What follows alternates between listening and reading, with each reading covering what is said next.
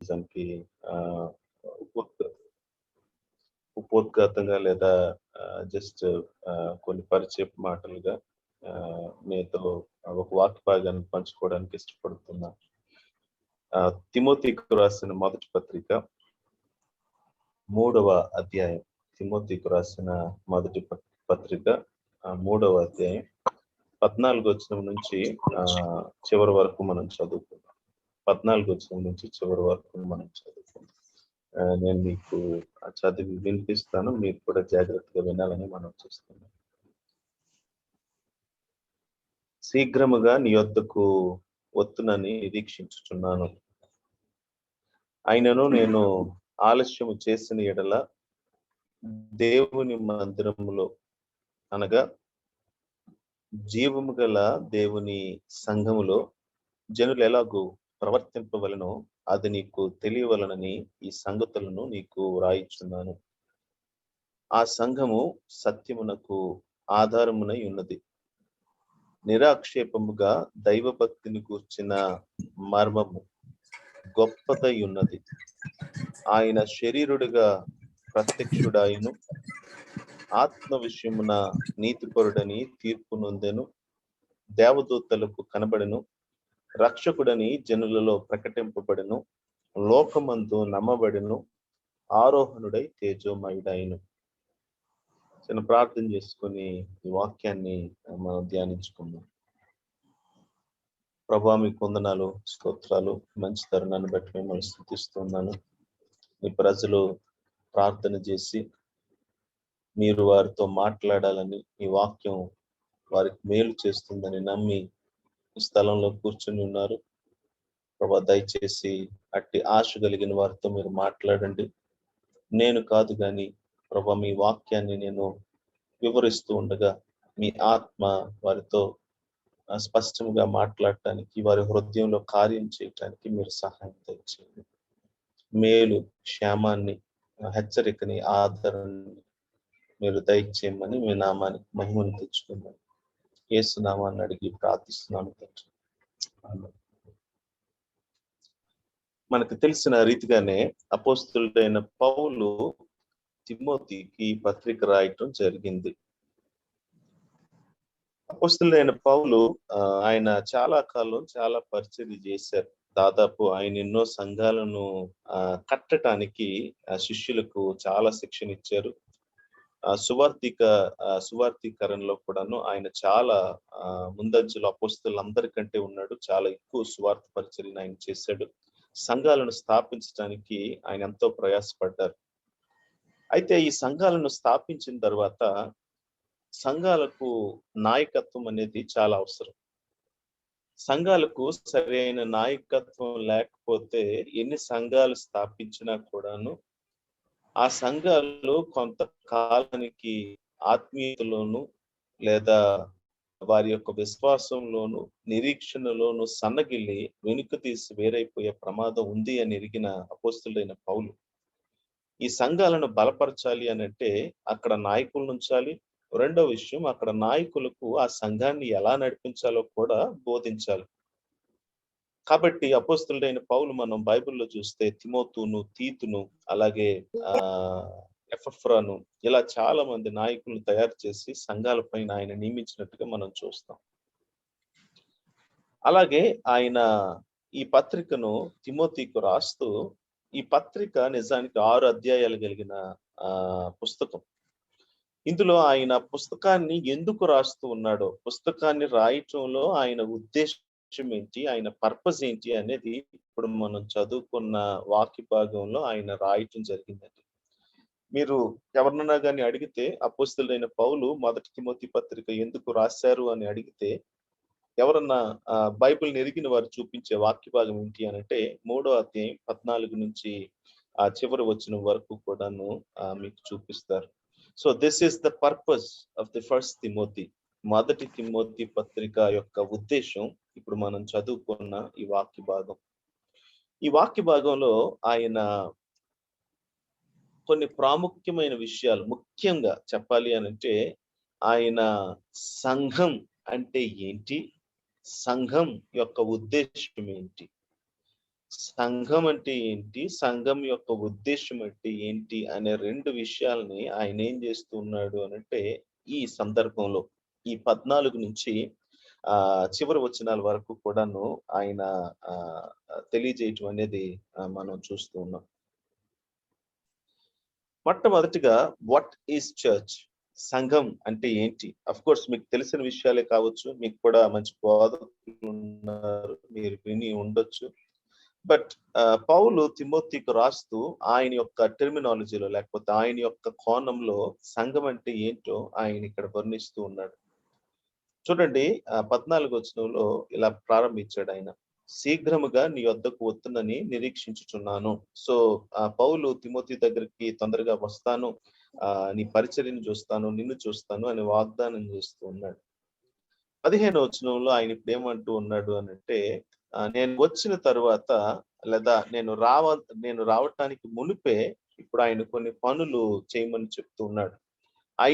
But నేను ఆలస్యం చేసిన ఎడల దేవుని మందిరములో అనగా జీవము కలిగిన దేవుని సంఘములో జనులు ఎలాగూ ప్రవర్తింపవలనో అది నీకు తెలియని ఈ సంగతులను నీకు రాయిచున్నాను అన్నాడు. సో ఫస్ట్ థింగ్ ఏంటి అనంటే ఆయన 2 ఫ్రేజెస్ ఉపయోగించాడు ఇక్కడ. మొదటిది ఏమన్నాడు అనంటే జీవము కలిగిన క్షమించండి, దేవుని మందిరములో, అటు తరువాత అనగా జీవము గల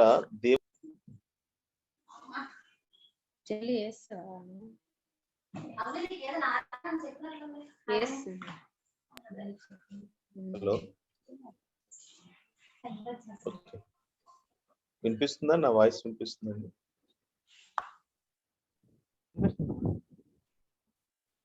okay. So what is church?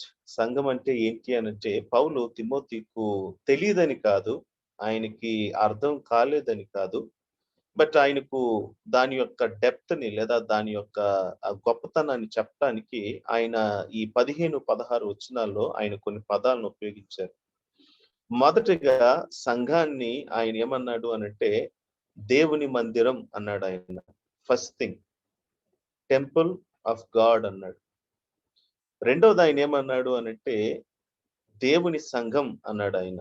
దేవుని మందిరం తరువాత దేవుని సంఘం అన్నాడు. మరి కొంచెం ముందుకు వెళ్తే ఇంకా మనం బాగా గాని గమనిస్తే ఇక్కడ ఒక దాదాపు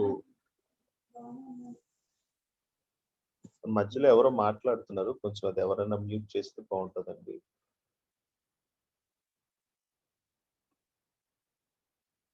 పదిహేను మీరు లాస్ట్ ఫ్రేజ్ గాని మీరు చదివితే ఆ సంఘమునకు క్షమించండి, ఆ సంఘము సత్యమునకు ఆధారమునై ఉన్నది అన్నాడు ఆయన. సంఘము సత్యమునకు ఆధారం అన్నాడు ఆయన. సో సంఘం అంటే మొదటగా టెంపుల్ ఆఫ్ గాడ్, దేవుని మందిరం అని చెప్పాడు. రెండవది దేవుని సంఘం అని చెప్పాడు.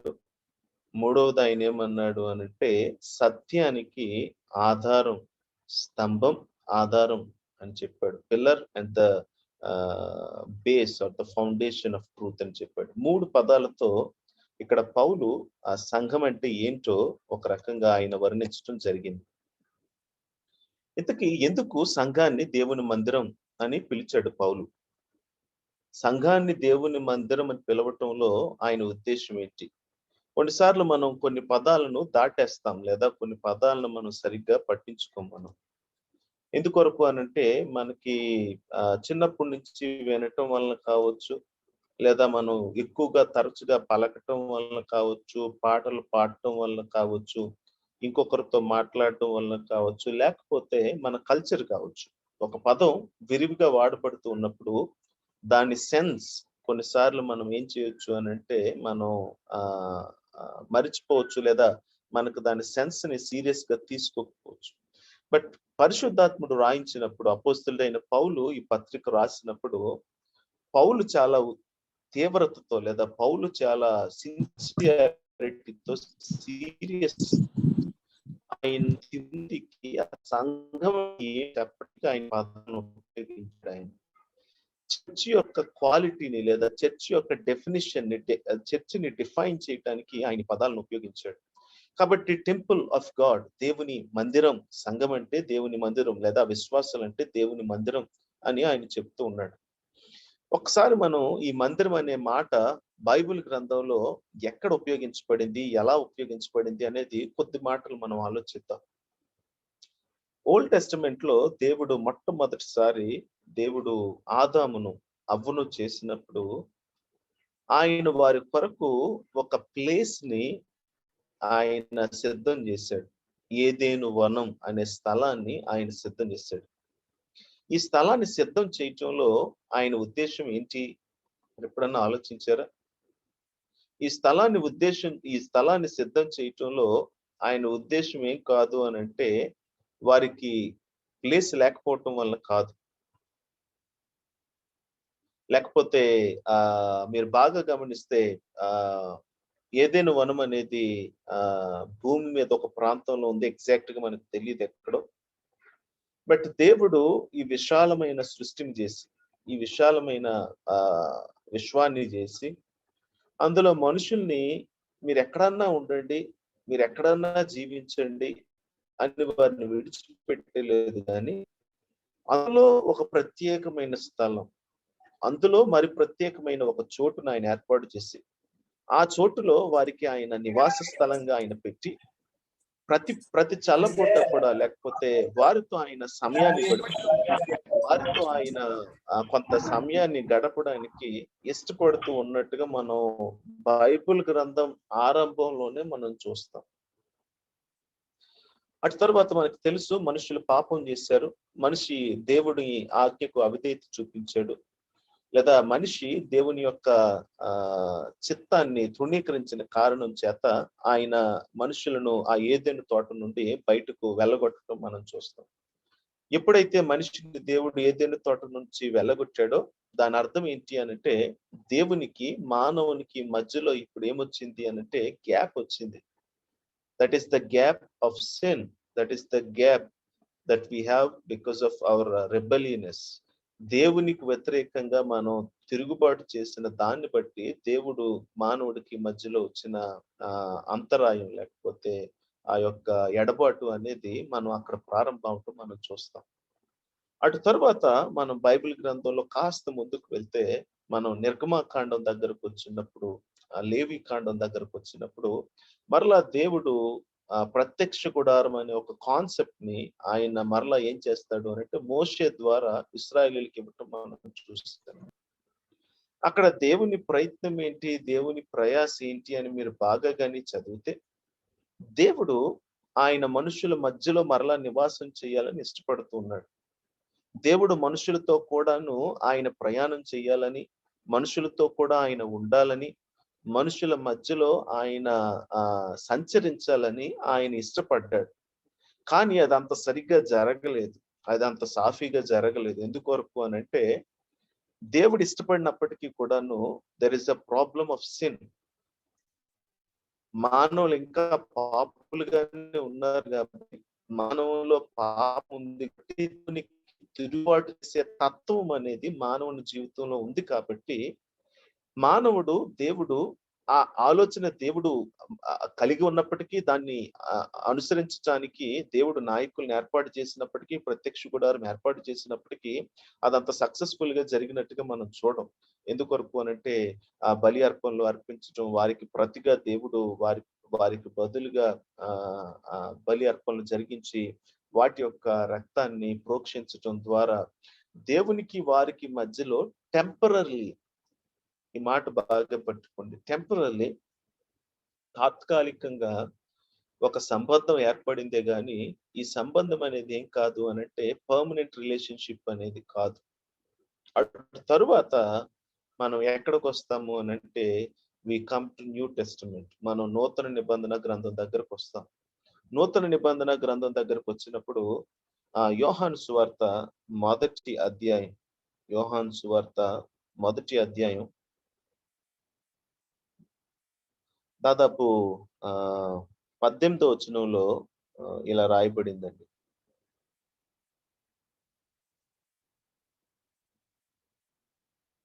14 వచనం నుంచి 14 వచనం అలాగే 18 వచనం ఈ 2 కూడా నేను చదువుతాను. ఆ వాక్యము శరీరధారి అయి కృపాసత్య సంపూర్ణుడిగా మన మధ్య వసించెను. తండ్రి వలన కలిగిన అద్వితీయ కుమారుని మహిమ వలె మనము ఆయన మహిమను కనుగొంటిమి. మీరిక్కడ వాక్యము శరీరధారి అయి మన మధ్యలో వసించెను అనే మాట, కృపా సత్య సంపూర్ణుడిగా మన మధ్య వసించెను అనే మాట, వసించను అనే మాటకు అర్థం ఏంటి అని అంటే, లిటరల్ గా గ్రీక్ లో, ఇంగ్లీష్ లో ఉపయోగించబడిన పదం the word became flesh and dwelled among us. ఏదైతే ఆది కాండములో దేవుడు మొట్టమొదటి అధ్యాయములో ఒక పని చేశాడో, మానవుని సృష్టించిన తర్వాత దేవుడు మానవుడు కలిసి జీవించటం, డ్వెల్లింగ్, నివసించటం. దేవుడు అది చేయటానికి పాత నిబంధన గ్రంథంలో ఆయన ప్రత్యక్ష గుడారాన్ని ఏర్పాటు చేశాడు. అటు తర్వాత మందిరాలు కట్టారు. అటు తర్వాత మందిరాలు కూర్చబడ్డాయి. వారు పాపం చేశారు, మందసాన్ని కోల్పోయారు. But it went not well. అది నిజంగా సరిగా సాఫీగా జరగలేదు. నిజానికి పాత నిబంధన గ్రంథం అంత ప్రయత్నాలు జరిగాయి, కానీ సాఫీగా జరగలేదు.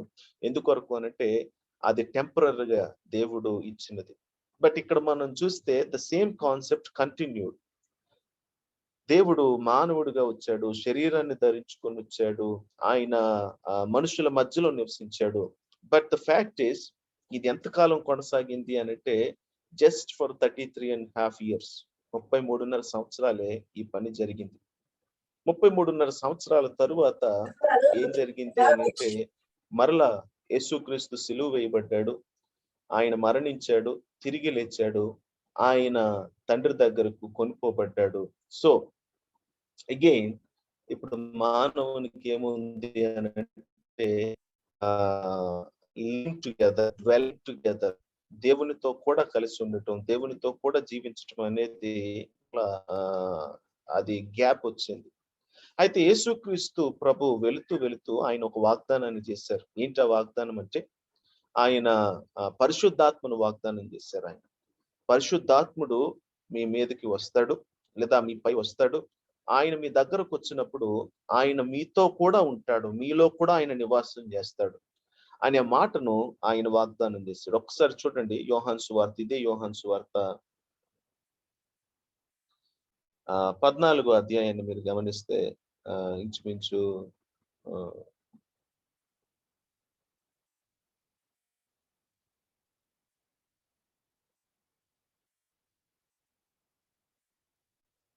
20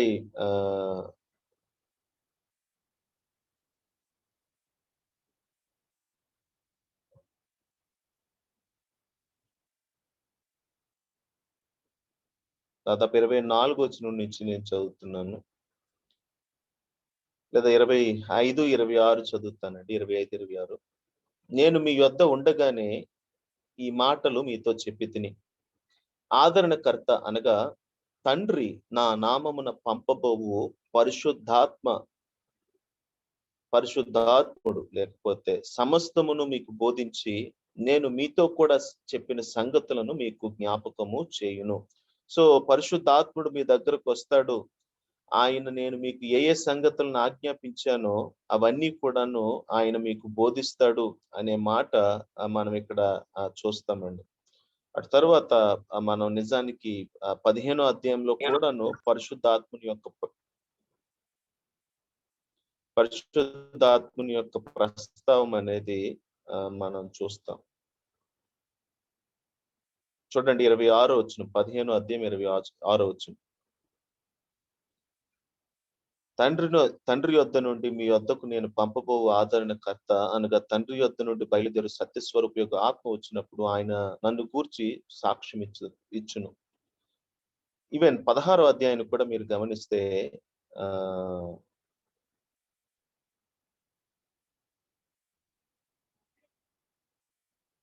దాదాపు 16వ అధ్యాయం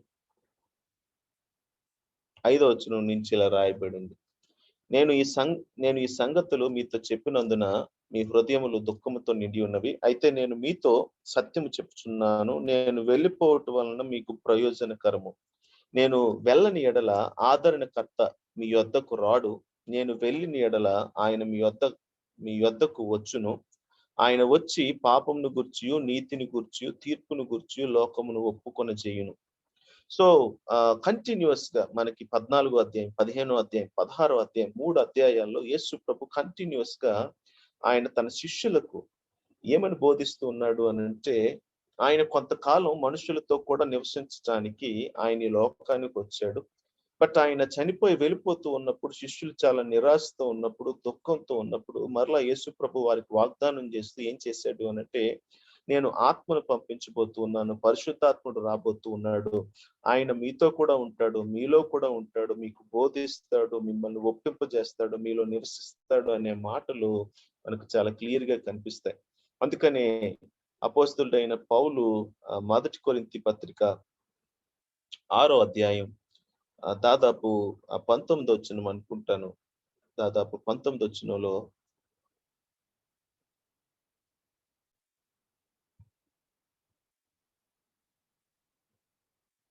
ఈ మాట అంటాడు ఆయన. మీ దేహము దేవుని వలన మీకు అనుగ్రహింపబడి మీలోనున్న పరిశుద్ధాత్మకు ఆలయమై ఉన్నదని మీరు ఎరుగరా?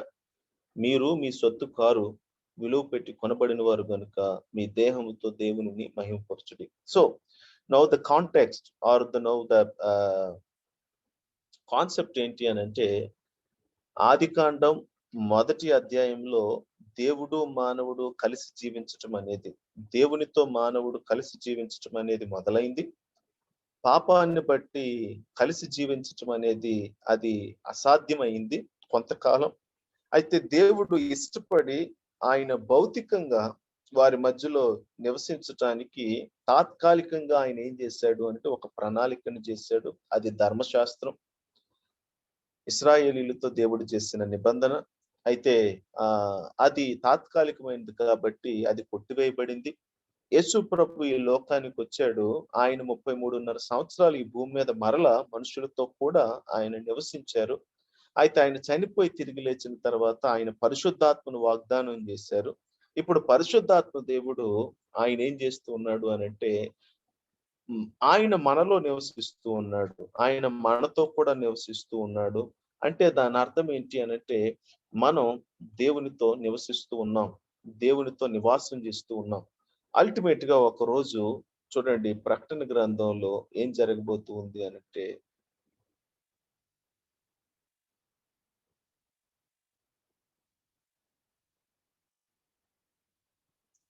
21వ అధ్యాయం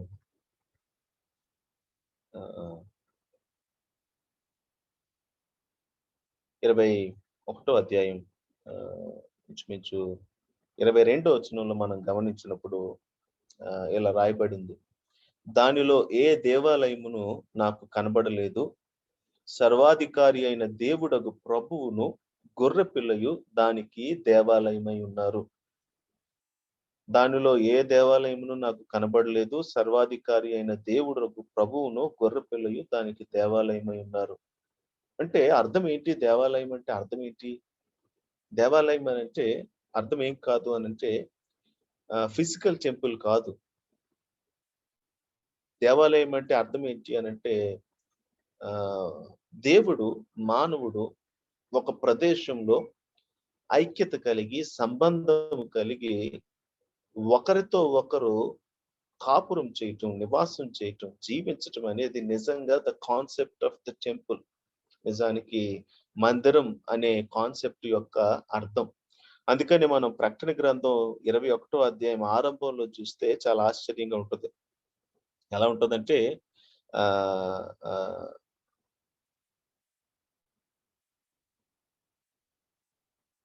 దాదాపు 4 వచనంలో ఇలా రాయబడింది.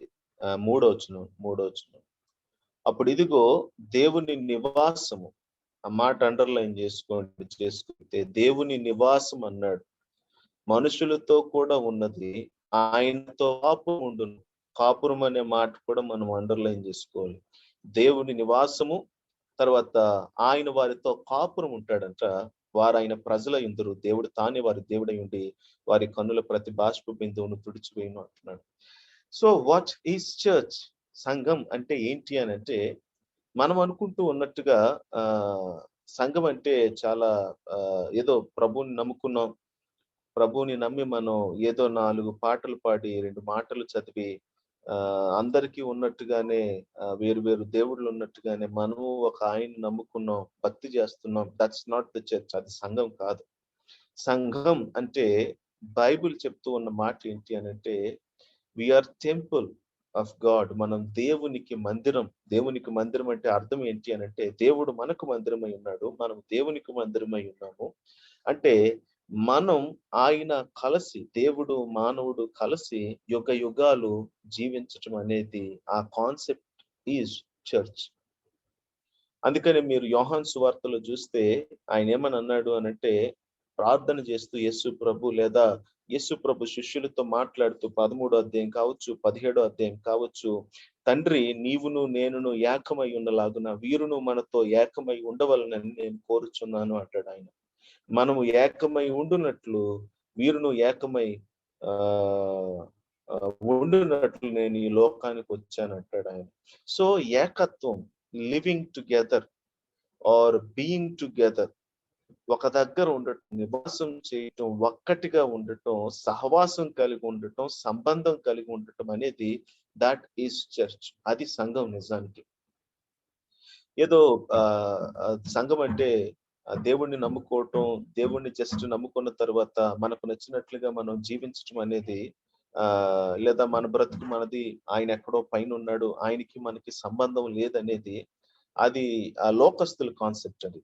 సో దేవుడంటేనే ఆయన ఆయన మానవుణ్ణి సృష్టించినప్పుడే ఆయన ఏం చేశాడు అనంటే, ఒక ఉద్దేశంతో, ఒక సంకల్పంతో ఆయన మానవుల్ని సృష్టించాడు. అదేంటి అనంటే, వారితో యుగ యుగాలు కలిసి జీవించటం, కలిసి ఉండటం, సంబంధం కలిగి ఉండటం, వారితో ఆయన జీవితాన్ని పంచుకోవడానికి ఆయన ఇష్టపడ్డాడు. ఆ ప్రణాళికలో నుంచి మనం తప్పిపోయినప్పుడు, మానవాళి తప్పిపోయినప్పుడు ఆయన మరొక ప్రణాళిక చేశాడు. ఆ ప్రణాళిక ఏంటి అనంటే, దట్ ఈస్ క్రైస్ట్ ద్వారా, యేసుక్రీస్తు ద్వారా ఆయన సంఘాన్ని స్థాపించాడు. ఈ సంఘానికి ఆయన ఏమి ఇచ్చాడు అంటే ఆ ప్రివిలేజ్ ఇచ్చాడు, మనం ఆయనతో యుగ యుగాలు కలిసి జీవించడం. సో నా వరకు వాట్ ఈస్ చర్చ్ అని పౌలు తిమోతికి బోధిస్తున్నాడు అనంటే, దేవునితో నివాసం చేసేవారు, దేవునితో యుగ యుగాలు కలిసి జీవించేవారు, దేవునితో సంబంధం కలిగిన వారు సంఘం. ఎంత గొప్ప ఆధిక్యతో కదండి ఇది మనకు నిజానికి. మనం ఏమనుకుంటాము అనంటే ముఖ్యంగా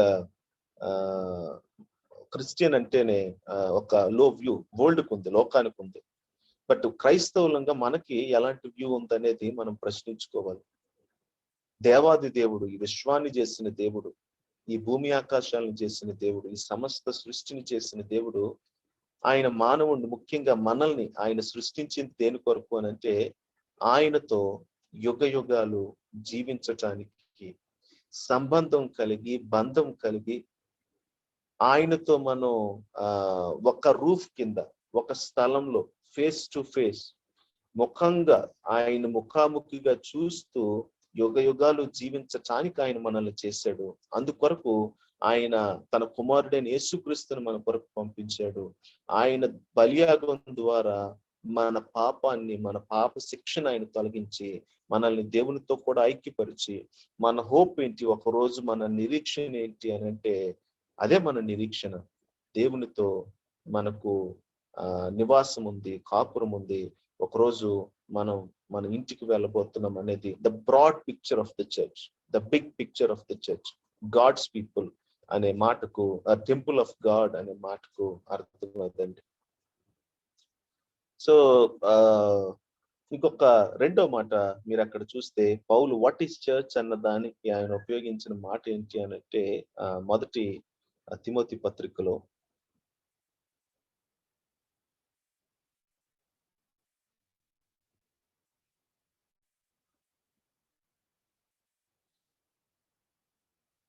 మొదటిది దేవుని మందిరం ఆయన.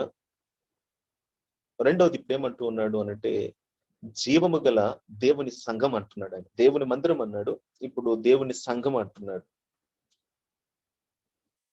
చర్చ్ ఆఫ్ గాడ్ అన్నాడు, టెంపుల్ ఆఫ్ గాడ్ అని ముందు అన్నాడు ఆయన, ఇప్పుడు చర్చ్ ఆఫ్ గాడ్ అంటున్నాడు. మీలో తెలుసు ఎక్లీషియా. చర్చ్ అంటే ఎక్లీషియా అనే పదంలో నుండి మనకు సంఘం అనే పదం వచ్చింది. ఎక్లీషియా అనే మాటకు అర్థం ఏంటి అంటే కాల్డ్ అవుట్, పిలువబడిన వారు. టు బి ఆ సెపరేట్ గ్రూప్, ఒక గుంపుగా ఉండటానికి, ప్రత్యేకముగా నివాసం చేయటానికి పిలువబడిన వారిని చర్చ్ అని అంటాం. ఎక్లీషియా సంఘం అని అంటాం. But we are called of God, మనం దేవుని చేత పిలువబడ్డాం, దేవుని కొరకు పిలువబడ్డాం. లేదా మనం ప్రత్యేకంగా ఉండటానికే పిలువబడ్డాం. బట్ ప్రత్యేకంగా ఎవరి కొరకు ఉండాలి అనంటే దేవుని కొరకు, దేవుని చేత ప్రత్యేకించబడిన వారు, దేవుని కొరకు ప్రత్యేకించబడిన వారు సంఘం. సో మొదటిది దేవునితో ఉండటానికి మనం ఏర్పాటు చేయబడ్డాం. టెంపుల్ ఆఫ్ గాడ్ అంటే అర్థం అది, మందిరం అంటే అర్థం అది. దేవుని మందిరం అంటే దేవునితో ఉండటం, దేవునితో యుగయుగాలు జీవించటం అనేది, దేవునితో సంబంధం కలిగి ఉండటం అనేది, that is church, the privilege of church or the definition of the church.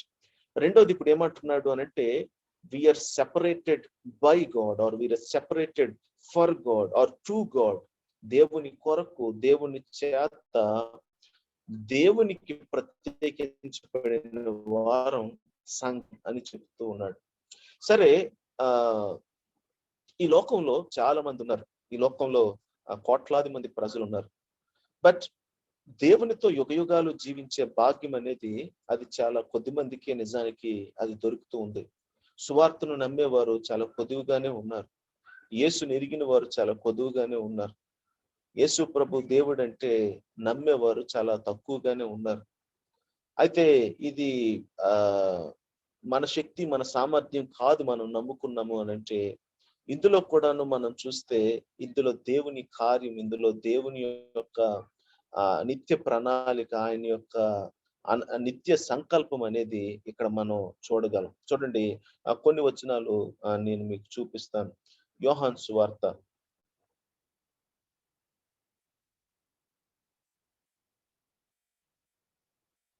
6వ అధ్యాయం.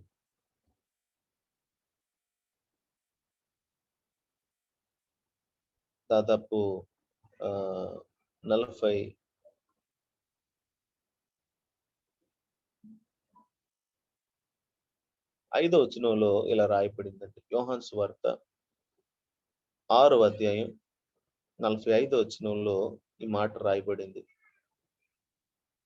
నన్ను పంపిన తండ్రి వానిని ఆకర్షించితేనే గాని ఎవడును నా యొద్దకు రాలేడు. అంత్య దినమున నేను వానిని లేపుదును.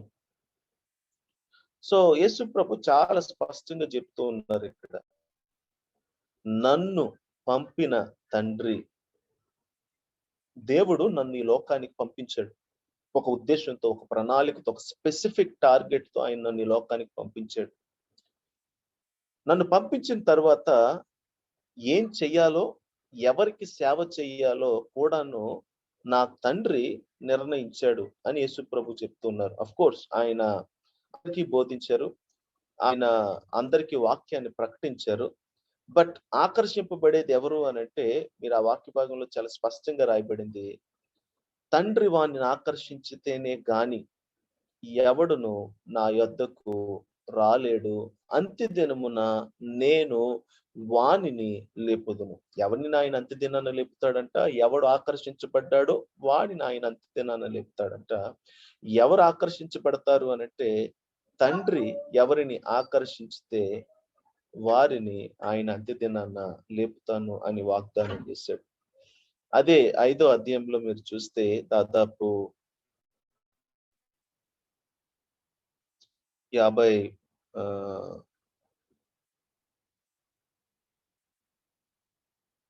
క్షమించండి, 60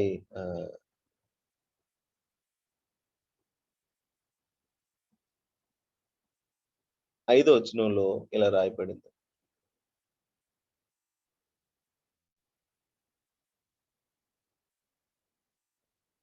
మరియు ఆయన తండ్రి చేత వానికి కృప అనుగ్రహింపబడకుంటే ఎవడును నా యొద్దకు రాలేడని ఈ హేతువును బట్టి మీతో చెప్పితినెను. మరియు స్పష్టంగా యేసు ప్రభు ఈ మాట ఆయన చెప్పాడు 65వ వచనంలో. తండ్రి చేత వానికి కృప అనుగ్రహింపబడకుంటే ఎవడును నా యొద్దకు రాలేడు అని ఈ హేతువును బట్టి మీతో చెప్పితినన్నాడు ఆయన. సో 2 సార్లు ఒకే సందర్భంలో యేసు ప్రభు ఈ మాటను ఎంఫసైజ్ చేయటంలో ఆయనకు ఒక ఉద్దేశ్యం ఉంది. ఆయనకు ఒక పర్పస్ ఉంది. ఏంటి ఆ పర్పస్ అనంటే, ఆయన ఈ లోకానికొచ్చాడు. మనుషులను రక్షించడానికి ఆయన ఈ లోకానికొచ్చాడు. ఆయన అందరికీ వాక్యాన్ని బోధించాడు. ఆయన అందరికీ పరిచర్య చేశాడు. బట్ ఆయన పరిచర్య చేస్తూ కొంతమంది నమ్మలేదు. కొంతమంది విశ్వాసం ఉంచలేదు. కొంతమంది యేసుని అంగీకరించలేదు. ఆయన సిలువ వేసిన వారు చాలా మంది ఉన్నారు. ఆయన శిష్యులకు బోధిస్తూ, ఆయన్ని వ్యతిరేకిస్తున్న వారికి ఆయన బోధిస్తూ ఇప్పుడు చెప్పిన మాటలను ఆయన చెప్పాడు. ఆయన ఏమన్నాడు అనంటే, తండ్రి ఆకర్షిస్తేనే మీరు నా దగ్గరకు వస్తారు. తండ్రి చేత కృప అనుగ్రహింపబడితేనే మీరు నా దగ్గరకు రాగలరు అని యేసు ప్రభు చాలా స్పష్టం చేశారు. ఇదే యోహాను సువార్త 17వ అధ్యాయాన్ని ఒకసారి చూడండి. మరలా యేసు ప్రభు ఈ మాటలు చాలా స్పష్టంగా ఆయన చెప్తూ ఉన్నారు. 17వ అధ్యాయం 2వ వచనం ఇలా రాయబడింది. నీ కుమారుడు నిన్ను మహిమపరచునట్లు నీ కుమారుని మహిమపరచుము. నీవు నీ కుమారునికిచ్చిన వారందరికిని ఆయన నిత్య జీవం అనుగ్రహించినట్లు సర్వ శరీరుల మీదను ఆయనకు అధికారం ఇచ్చితివి. What a powerful verse! ఎంత బలమైన వాక్య భాగమో ఇది.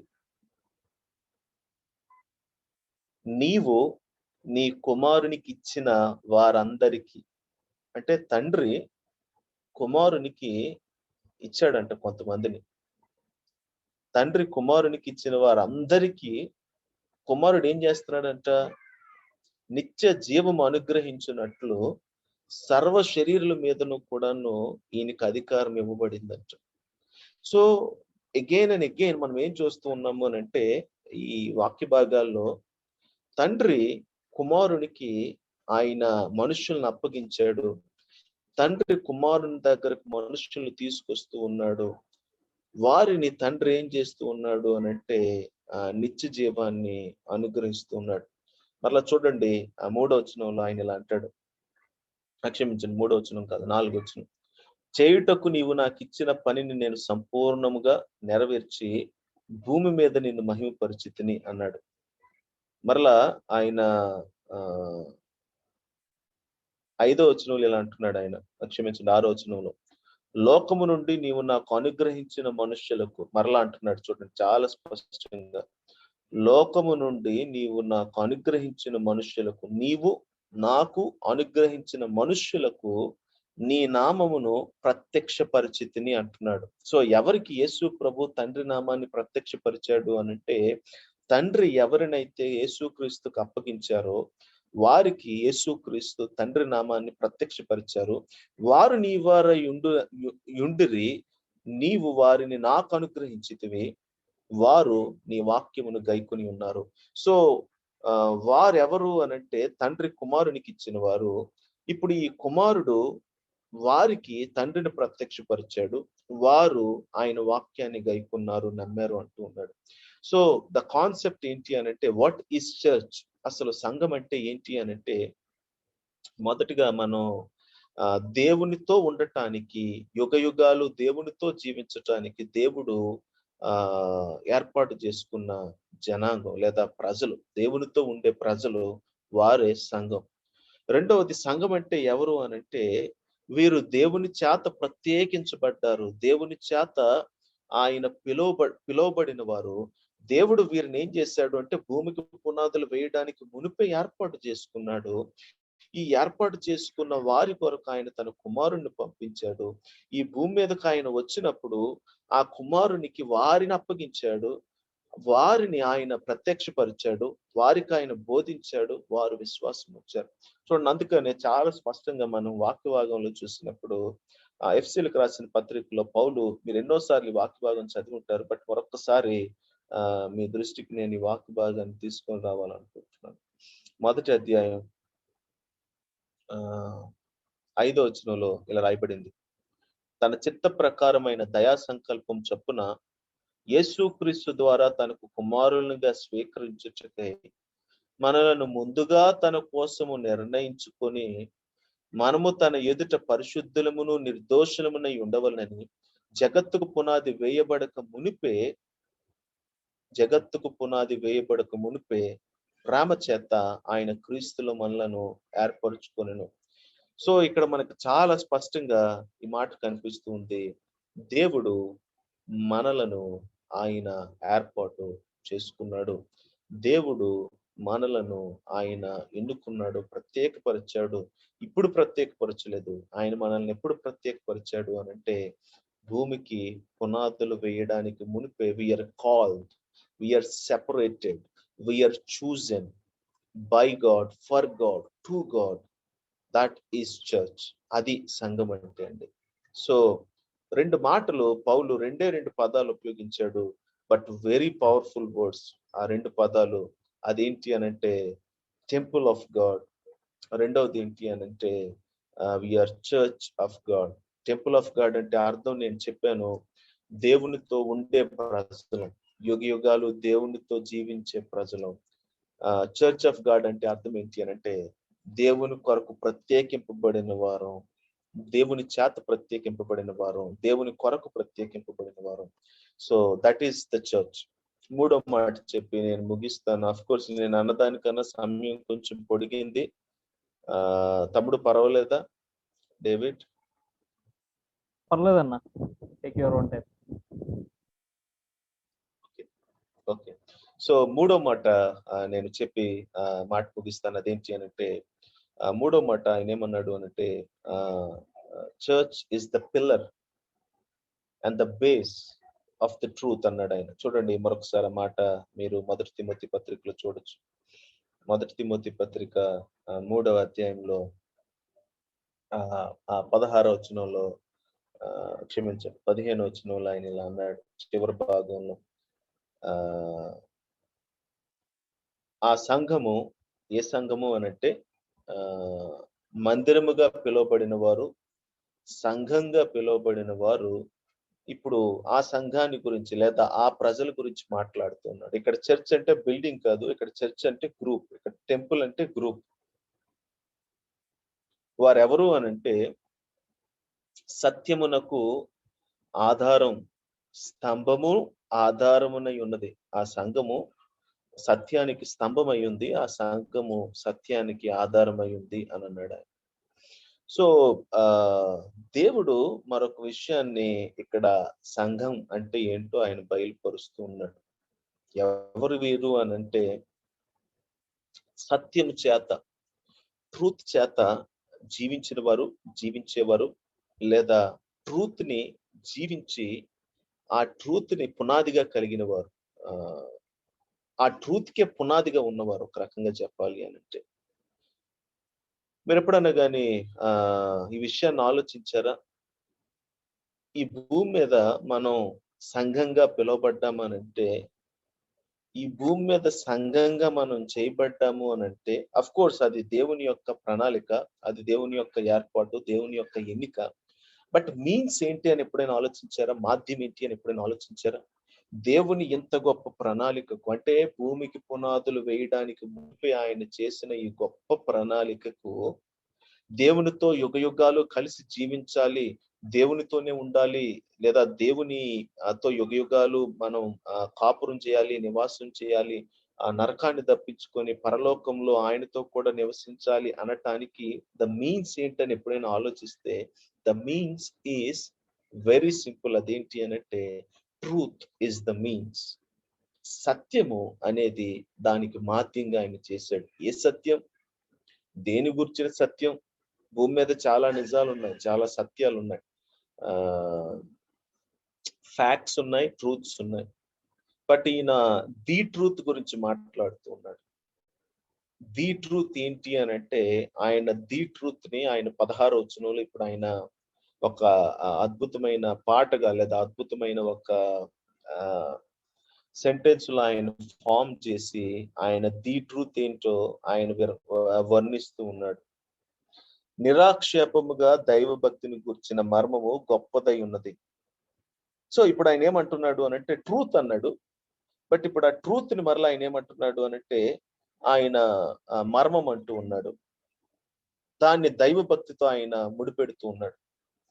దీని గురించి నేను ఇలా అంటాను. ఏమంటాను అనంటే, క్రిస్టియానిటీలో, క్రైస్తవ్యంలో లేదా బైబిల్‌లో చాలా మర్మాలున్నాయి. అందులో ఒక మర్మం ఏంటి అనంటే ఆహ్, గాడ్లీనెస్. దైవభక్తి అనేది ఒక మర్మం. దైవభక్తి అంటే అర్థం ఏంటి అనంటే దేవుని పట్ల భక్తి కలిగి ఉండటం అని కాదు. నిజానికి గాడ్లీనెస్ అనేది ఇంగ్లీష్‌లో రాయబడిన మాట. దాని అర్థం ఏంటి అనంటే God likeness or one who is living like God or one who is trying to be like God. దాన్ని గాడ్లీనెస్ అని అంటాం. గాడ్ లైక్‌నెస్ అని అంటాం. ఇప్పుడు దేవుడు మనల్ని తనతో ఉండాలనుకున్నాడు. తన కొరకు ఏర్పాటు చేసుకున్నాడు. బట్ అక్కడితో అయిపోలేదు. వాట్ ఈస్ చర్చ్ అనేది. అతి ప్రాముఖ్యమైన విషయం ఏంటి అనంటే, మనం దేవునిలాగా జీవించాలి. దేవుని పోలికలో జీవించాలి అన్నది దేవుని యొక్క ఉద్దేశం. బట్ అది జరగాలి అనంటే ఆయన ఇదంతటిని జరిగించేది ఒక ట్రూత్‌తో ఆయన జరిగిస్తూ ఉన్నాడు. బట్ ముందు నేను దైవభక్తి అనే మాటను చెప్పి తర్వాత ఈ ట్రూత్ దగ్గరకొస్తాను. బైబిల్‌లో మీరు చాలా సార్లు చూస్తే from the old testament to the new testament మనకొక మాట కనిపిస్తూ ఉంది. అదేంటి అనంటే ఆహ్, దేవుని పోలిక. దేవుడు మనల్ని చేసినప్పుడు కూడాను ఆఫ్‌కోర్స్ ఆయన మనల్ని తన పోలికలో, తన స్వరూపమందు చేశాడు అనే మాట మొదటి అధ్యాయంలోనే మనకు కనిపిస్తుంది. కొంచెం బైబిల్ గ్రంథంలో ముందుకు వెళ్ళామనుకోండి, నేను పరిశుద్ధుడనై ఉన్నాను గనుక మీరును పరిశుద్ధులై ఉండండి అన్నాడాయన. ఇంకొంచెం ముందుకొచ్చామనుకోండి, ఆయనేమన్నాడు అనంటే, మీరు నా ప్రజలు, నన్ను పోలిన ప్రజలు, నాలాంటి వారై ఉండాలి అనే మాటలు మనకి ప్రవక్తల గ్రంథాల్లో కనిపిస్తది మనకి. న్యూ టెస్టమెంట్ దగ్గరకొస్తే మనకి మరికొన్ని మాటలు కనిపిస్తాయి. ఏంటి అనంటే, క్రీస్తు స్వారూప్యం, క్రీస్తు పోలికలో, ఆత్మ పోలికలో, దేవుని స్వరూపం లేదా దేవుని పోలికలోనికి మార్చబడటం. సో, మరలా పోలిక, మరలా స్వరూపం అనే మాటలు మనకి మరి ఎక్కువగా కనిపిస్తూ ఉన్నాయి. క్రీస్తునందు సంపూర్ణుణ్ణి చేసి ఆయనలాగా ప్రతి ఒక్కరిని తయారు చేయాలనేదే నా గురి అని పౌలు కొలస్సీ పత్రికలో కూడా చెప్పడం మనకి గమనిస్తాం మనం. సో, అంటే అర్థం ఏంటి అనంటే వాట్ ఈస్ చర్చ్? చర్చ్ అంటే అర్థం ఏంటి అనంటే people who live like God or people at least try to live like God. But the end of the day ఒకవేళ మనం చనిపోతే లేదా ప్రభు మనల్ని ఆయన కొనిపోతే ఏంటి మన అల్టిమేట్ ఫార్మ్, మన అల్టిమేట్ ఏమవుతాం మనం అల్టిమేట్‌గా ఒకరోజు అనంటే బైబిల్ గ్రంథం చాలా స్పష్టంగా చెప్తుంది. ఆయన పోలికలోనికి మనం మార్చబడతాం. ఆయనలాగా మనం చేయబడతాం. ఆయన మహిమలో మనం పాలు పంపులు పొందుకుంటామని. సో, సింపుల్‌గా నాకు తెలిసి బైబిల్‌లో వాట్ ఈస్ చర్చ్ అనంటే ఈ 3 వచనాలు, ఈ 4 వచనాల్లోనే చాలా అద్భుతమైన డెఫినిషన్ ఉందండి. దేవుని పోలికలో జీవించే ప్రజలు. దేవునిలాగా మార్చబడిన ప్రజలు, మార్చబడుతున్న ప్రజలు, సంపూర్ణంగా ఒకరోజు మార్చబడే ప్రజలు. అయితే ఇవన్నిటికి కూడాను ఒకటే బేస్. అదేంటి అనంటే ట్రూత్. దేవునితో ఉండటానికి, దేవుని చేత ఏర్పాటు చేయబడటానికి, ప్రత్యేకించబడటానికి, ప్రత్యేకింపబడిన వారంగా మనం జీవించటానికి, దేవుని పోలికలో యుగయుగాలు బ్రతకటానికి బేస్ ఏంటి అంటే ద ట్రూత్. ఆ ట్రూత్ ఏంటి అనంటే ఆయన ఇక్కడ వర్ణిస్తూ ఉన్నాడు. సమయం లేదు కాబట్టి నేను త్వరగా ముగిస్తున్నాను. అదేంటి అనంటే ఆయన శరీరుడుగా ప్రత్యక్షుడాయను. ఆత్మ విషయములో నీతిపరుడని ఆ తీర్పు నొందెను, దేవదూతలకు కనబడెను, రక్షకుడని జనముల్లో ప్రకటింపబడెను, లోకమందు నమ్మబడెను, ఆరోహణుడై తేజోమయుడాయను. సో ఈ మాటల్ని ఒక రకంగా చెప్పాలి అనంటే 4 మాటల్లో చెప్పొచ్చు. అదేంటి అనంటే యేసు ప్రభు యొక్క పుట్టుక, యేసు ప్రభు యొక్క మరణం, యేసు ప్రభు యొక్క పునరుత్థానం, యేసు ప్రభు యొక్క ఆరోహణాన్ని పౌలు ఒక పాట రూపంలో లేదా ఆయన ఒక పోయట్రీ స్టైల్లో ఆయన ఇక్కడ మెన్షన్ చేయడం జరిగింది. చాలా మంది బైబిల్ పండితులు దీన్ని ఏమంటారు అనంటే మొదటి సంఘంలో పాడుకునే కీర్తన అని కూడాను దీన్ని అంటారు.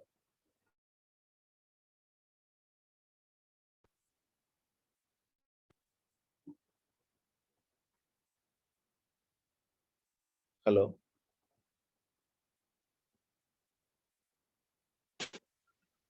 అన్నా చెప్పండి. వినిపిస్తుందండి? ఓకే ఓకే ఓకే అదే నాకు కొంచెం ఇక్కడ డిస్టర్బెన్స్ వచ్చింది అందుకని. ఓకే, చాలా సార్లు మనం గాస్పుల్ ని చాలా సింపుల్ గా చూస్తాం, లేదా the truth of the gospel ని చాలా సింపుల్ గా మనం చూస్తాం. కానీ పౌలు సంఘాన్ని గురించి మాట్లాడుతూ సంఘానికి పత్రిక, సంఘ నాయకునికి పత్రిక రాస్తూ ఆయనకు బోధిస్తూ ముఖ్యంగా మనుషులు ఎలా ఉండాలి, నీవెలా ఉండాలి, సంఘం ఎలా ఉండాలి, లేదా విశ్వాసులు ఎలా ఉండాలి అనే కాన్సెప్ట్ లో ఒక పత్రిక రాస్తూ సంఘానికి ఆయన 3 పేర్లు పెట్టాడు. ఆ 3 పేర్లు ఏంటో నేను మీకు చెప్పాను. టెంపుల్ అని అన్నాడు, తర్వాత చర్చ్ అని అన్నాడు, మూడవది ఆయన ఏమన్నాడు అనంటే గాడ్లీ అని అన్నాడు ఆయన, లేకపోతే దైవ భక్తిని కూర్చిన మర్మము చాలా గొప్పది. So the mystery of the godliness అని కూడా ఆయన అన్నాడు. ఎందుకొరకు ఈ గాడ్లీనెస్ అంటే ఫర్ అస్, మనము దేవుని పోలికలోనికి మార్చడానికి ఆయన మనల్ని ఏర్పాటు చేసుకున్నాడు. ఆయన పోలికలోనికి మనం జీవించాలి, మార్చాలి అనేది. బట్ వీటంతటికి కూడాను బేస్ ఏంటి, సోర్స్ ఏంటి అనంటే that is the truth of the gospel. Yesu ప్రభు యొక్క శరీర ధారణ, యేసు ప్రభు యొక్క మరణం, యేసు ప్రభు యొక్క పునరుత్థానం, యేసు ప్రభు యొక్క ఆరోహణం అనేది ఈ ప్రాసెస్ అంతటికి కూడాను ది ఫౌండేషన్, లేకపోతే దాన్నే సంఘం ఏంటి అనంటే పట్టుకొని జీవిస్తుంది. ఈ లోకంలో ఈ సత్యానికి సంఘం ఏంటి అనంటే పునాదిగా ఉంది. ఈ సత్యం లేకపోతే సంఘం లేదు, ఈ సత్యం లేకపోతే సంఘం అసలు బ్రతకలేదు, ఈ సత్యం కొరకు అసలు సంఘం కూడా బ్రతికేది అని పౌలు ఈ సత్యాన్ని చాలా ఎంఫసైజ్ చేస్తూ ఉన్నాడు. మీరు బాగా గమనించారో లేదో గాని పౌలు 6 అధ్యాయాల పుస్తకాన్ని రాశాడు. ఇటు 3 అధ్యాయాలు ఉన్నాయి, అటు 3 అధ్యాయాలు ఉన్నాయి. మధ్యలో ఆయన సంఘాన్ని గురించి మాట్లాడుతూ సువార్తను గురించి ఆయన మాట్లాడుతున్నాడు, యేసుక్రీస్తుని గురించి ఆయన మాట్లాడుతున్నాడు. ఎందుకొరకు అనంటే అది చాలా కీ అని పౌలుకు తెలుసు. తిమోతికి సువార్త తెలీదా? ఒక సేవకునికి సువార్త తెలీదా? యేసు ప్రభు శరీరధారుడిగా పుట్టాడు, ఆయన తీర్పు పొందాడు, తీర్పు పొందినప్పుడు ఆయన పాపము లేనివాడుగా ఉన్నాడు, ఆయన ఆరోహణుడయ్యాడు, తేజోమయుడయ్యాడు, ప్రజల్లో ప్రకటించబడ్డాడు. ఈ విషయాలు తిమోతికి తెలియని విషయాలు ఏమీ కాదే. తిమోతి చాలా విన్నాడు, తిమోతి ఇతరులకు బోధిస్తున్నాడు. అయినా కానీ పౌలు తిమోతికి ఈ విషయాన్ని బోధిస్తూ ఉన్నాడు. కారణం ఏంటి అనంటే పౌలు ఇక్కడ ఒక మాట చెప్పాడు. అదేంటి అనంటే ద మిస్టరీ ఆఫ్ గాడ్లీనెస్ అని అన్నాడు. దైవ భక్తిని గురించిన మర్మం చాలా గొప్పదని చెప్పి, ఇంతకీ ఆ మర్మం ఏంటో నీకు చెప్తాను తిమోతి అని. ఆ మర్మం ఏంటి అనంటే క్రైస్ట్, యేసుక్రీస్తు, గాస్పుల్, సువార్తే ఆ మర్మం అని చెప్పి పౌలు తిమోతికి జ్ఞాపకం చేశాడు. చాలా సార్లు మనం వాట్ ఈస్ చర్చ్ అనేది చూసాం. రెండోది ఈ వాట్ ఈస్ చర్చ్ లోనే మనం ఏం చూస్తూ ఉన్నాము అంటే చర్చ్ అంటేనే అర్థం ఏంటో తెలుసండి. We are filled with the gospel, we are by the gospel, we are for the gospel, we are to gospel. సువార్త లేకపోతే అసలు సంఘమే లేదని, సంఘానికి ఉనికి లేదు. మనకి ఆధారం సువార్త. సువార్తకి మనం ఈ లోకంలో ఎలా ఉన్నాము అనంటే ఆధారంగా ఉన్నాం. ఈ సువార్తకు మనం ఎలా ఉన్నాము అనంటే సంఘమే పునాదిగా ఉంది అని పౌలు చెప్తూ ఉన్నాడు. చాలా మంది భక్తి చేస్తున్నారు ఈ లోకంలో. ఎవరికి నచ్చిన భక్తి వాళ్ళు చేస్తూ ఉన్నారు, ఎవరికి తోచిన భక్తి వాళ్ళు చేస్తూ ఉన్నారు. దేన్నో దేవుడిగా నమ్మే వాళ్ళు ఉన్నారు, స్వయాన్ని దేవునిగా నమ్మే వాళ్ళు ఉన్నారు, ధనాన్ని నమ్మే వాళ్ళు ఉన్నారు, బలాన్ని నమ్మేవారు ఉన్నారు, లేకపోతే వేరు వేరు మార్గాలను నమ్మేవారు ఉన్నారు, మోక్షానికి ఏవో వారు క్రియలను నమ్ముకున్న వారు ఉన్నారు. But we are the church. మనం ఏం నమ్ముతున్నాము అనంటే, మన విశ్వాసం ఏంటి అనంటే, మన విశ్వాసం ఈ 4 మాటలే. ఆ 4 మాటలు కూడాను దేనికి సంబంధించినవి అనంటే, క్రీస్తుకు సంబంధించింది, క్రైస్ట్‌కి సంబంధించింది, గాస్పెల్‌కి సంబంధించింది. ఎందుకొరకు అనంటే the power of a believer or the power of the church ఎందులో ఉంది అనంటే, that is in the gospel. Yesu ప్రభు యొక్క సువార్తలోనే, యేసు ప్రభు యొక్క జీవితంలోనే ఆ పవర్ అనేది దాగి ఉంది. బైబిల్‌లో మీరు గమనించండి, యేసు ప్రభు ఒక వ్యక్తి జీవితాన్ని తాకక ముందు, లేదా ఒక వ్యక్తితో యేసు ప్రభుకు పరిచయం కాకమునుపు ఆ వ్యక్తి జీవితం ఒకలా ఉంటది. యేసు ప్రభువును ఒక వ్యక్తి కలుసుకున్న తర్వాత ఆ వ్యక్తి జీవితం completely transformed or at least towards transformation లోనికి మనం ఆ వ్యక్తి జీవితాన్ని చూస్తాం. జక్కయ్య యేసు ప్రభు కలుసుకున్న వెంటనే జక్కయ్య జీవితంలో ఒక మార్పును మనం చూస్తూ ఉన్నాం. వ్యభిచారంలో పట్టబడిన స్త్రీ యేసును కలుసుకున్న తర్వాత ఆ వ్యక్తి జీవితంలో మార్పును మనం చూస్తూ ఉన్నాం. సమరయ స్త్రీని యేసు ప్రభు కలుసుకున్న తర్వాత ఆ వ్యక్తి జీవితంలో మార్పు మనం చూస్తూ ఉన్నాం. సేనా దయ్యాలు పట్టిన వ్యక్తి యేసును కలుసుకున్న తర్వాత ఆ వ్యక్తి జీవితంలో మనం ఒక గొప్ప మార్పును చూస్తూ ఉన్నాం.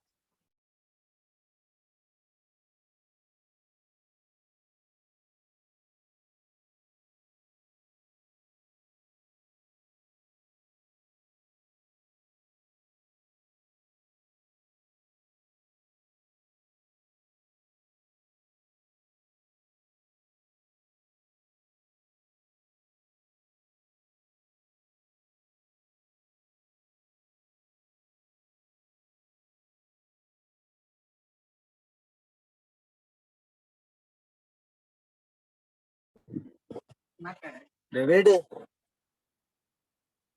డేవిడ్ బావగారు ఏంటి రాజా లెఫ్ట్ అయిపోయింది? లేదు జాన్ అయ్యారు. Okay okay.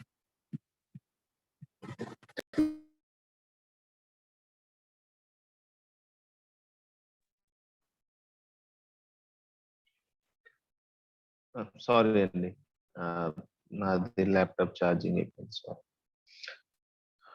సో ఈరోజు మరి నేను ప్రార్థన చేసినప్పుడు, ఆలోచించినప్పుడు ఈ విషయాల్ని పంచుకుంటే బాగుంటది ఉపోద్ఘాతంగా. అట్లీస్ట్ ఆ చర్చ్ గురించి నేను మాట్లాడాలని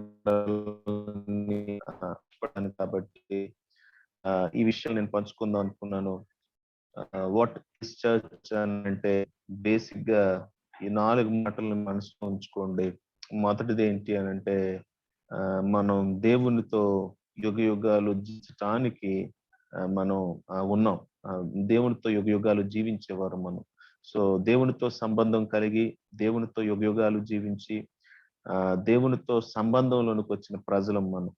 రెండవది, దేవుని కొరకు ఏర్పాటు చేయబడ్డాం. ఇప్పుడు కాదు, నిత్యత్వ భూతకాలంలోనే ఏర్పాటు చేయబడ్డాం. దేవుడు మనల్ని ఈ రోజుకి కూడాను ప్రత్యేకంగా ఆయన పిలుస్తూ ఉన్నాడు, క్రీస్తు దగ్గరకు ఆకర్షిస్తూ ఉన్నాడు. ఆకర్షితులం అయ్యాం మనం.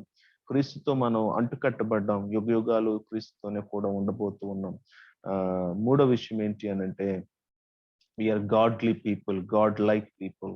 మనం దేవుని పోలికలోనికి మార్చబడటానికి దేవుని చేత ఏర్పాటు చేయబడిన ప్రజలం మనం.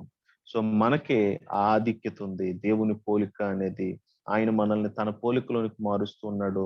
తన ప్రేమను, తన యొక్క పరిశుద్ధతను, తన యొక్క ఇమేజ్ ని మనలో క్రియేట్ ఈరోజు చేస్తూ ఉన్నాడు పరిశుద్ధాత్మ ద్వారా.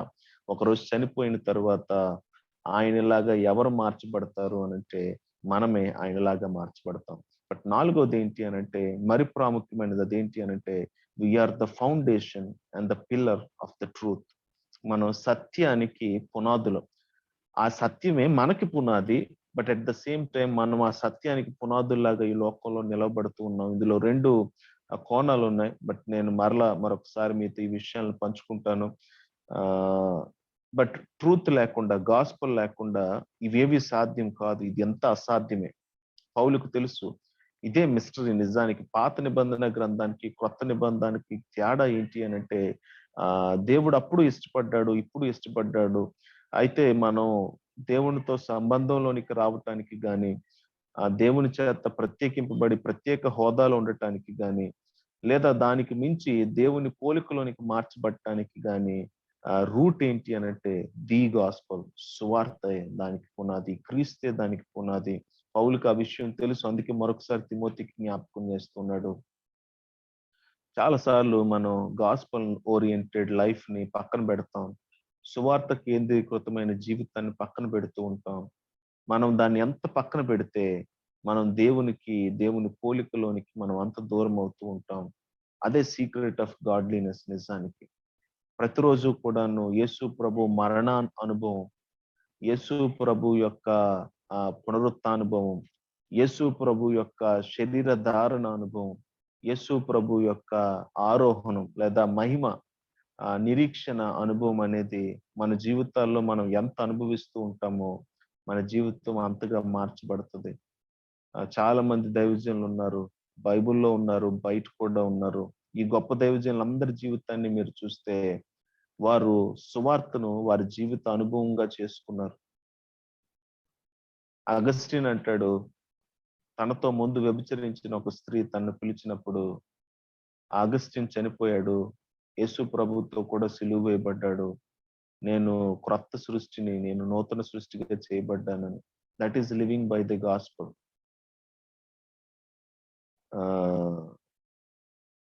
అదే అగస్టిన్ మరొక దగ్గర అంటాడు, ఏమంటాడు అనంటే మరణానికి నా మీద బలం పోయింది ఎందుకు కొరకు అనంటే నా యేసు ప్రభుని అది పట్టుకున్నప్పుడు సిలువ పైన అప్పుడే దాని బలం నశించిపోయింది అంటాడు ఆయన. సో యేసు ప్రభు యొక్క మరణాన్ని ఆయన ఎంత గొప్పగా అనుభవిస్తున్నాడో చూడండి. యేసు ప్రభు యొక్క క్షమాపణ ఆయన ఎంత గొప్పగా అనుభవిస్తున్నాడో చూడండి. ఈవెన్ పౌలు అంటాడు, నా మట్టుకు బ్రతుకుటి క్రీస్తే, చావైతే లాభం అంటాడు ఆయన. వై? ఎందుకొరకు అనంటే he is exercising the hope of Christ or the hope of the gospel. ఇక్కడ ఉంటే మంచిదే, బట్ చనిపోతే అది నా కొరకు చాలా మేలు అంటున్నాడు. So the mystery of the godliness ఏంటి అని అంటే the gospel. The more we experience, మనం ఆయన యొక్క మరణాన్ని మనం అనుభవిస్తూ ఉన్నప్పుడు, ఆయన యొక్క పునరుత్థాన బలాన్ని, అంటే sin has no power on me, పాపానికి నా మీద ఏ శక్తి లేదు అనే అనుభవం, ద ఎక్స్పీరియన్స్ ఆఫ్ హోప్, నాకు ఇప్పుడు నిరీక్షణ ఉంది అనే అనుభవాన్ని ఆయన జీవితంలో నుంచి మనం సంపాదించుకుంటున్న కొలది we will live a victorious life. That is our privilege. కాబట్టి సహోదరుడిగా ఆ సంఘానికి ఉన్న ఆధిక్యతను మీ ముందుంచాను. అఫ్ కోర్స్ చాలా విషయాలు చెప్దాం అనుకున్నాను, బట్ సమయం మనకి చాలా లిమిటెడ్ గా ఉంది కాబట్టి ఇన్ కంటిన్యూస్ డేస్ ఖచ్చితంగా మీతో కూడా దేవుని వాక్యాన్ని పంచుకుంటాను. But this is our privilege. సంతోషిద్దాం, ఆనందిద్దాం, సువార్తను బట్టి ప్రతిరోజు కూడా మనం జీవిద్దాం, సువార్తను కేంద్రంగా మనం చేసుకుందాం. దేవుడి మాటలు మన వినికిడిలో దీవించింది గాక. ఆమేన్. థ్యాంక్ యూ తమ్ముడు. థ్యాంక్ యూ అన్న.